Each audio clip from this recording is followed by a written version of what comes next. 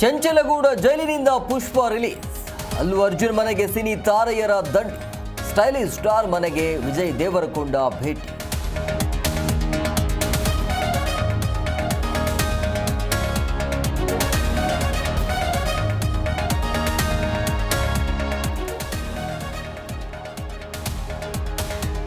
ವಿಪಕ್ಷ ನಾಯಕರಾಗಿ ಅಶೋಕ್ ನಮ್ಮ ಬೆಂಬಲಕ್ಕೆ ನಿಲ್ಲಬೇಕಿತ್ತು.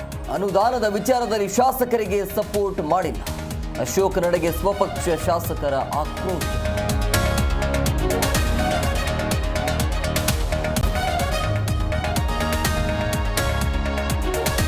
ಚಲನಚಿತ್ರ ಮಂಡಳಿ ಅಧ್ಯಕ್ಷ ಸ್ಥಾನಕ್ಕೆ ಪೈಪೋಟಿ.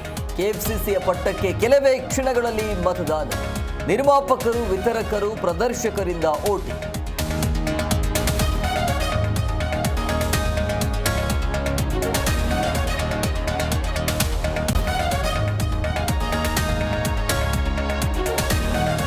ಪೊಲೀಸ್ ಕಾನ್ಸ್ಟೇಬಲ್ ಆತ್ಮಹತ್ಯೆ ಪ್ರಕರಣಕ್ಕೆ ಟ್ವಿಸ್ಟ್. ಕಟ್ಟಿಕೊಂಡವಳನ್ನ ಬಿಟ್ಟು ಇನ್ನೊಬ್ಬಳ ಸಹವಾಸ. ರಾಜಿ ಸಂಧಾನ ಆದರೂ ಬಿಡದೆ ಗಲಾಟೆ. ಮನನೊಂದು ಪಿಸಿ ಸೂಸೈಡ್.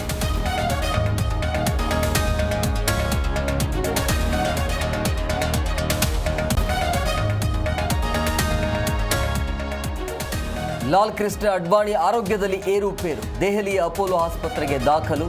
ತೀವ್ರ ನಿಗಾ ಘಟಕದಲ್ಲಿ ಮುಂದುವರೆದ ಚಿಕಿತ್ಸೆ.